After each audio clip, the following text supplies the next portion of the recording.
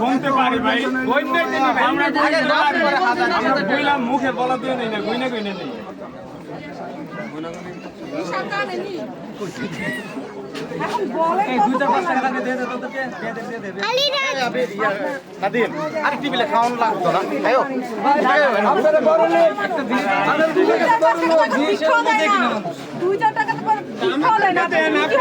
আমাদেরকে দেন, যত টাকা তত দেন, আপনি দেন।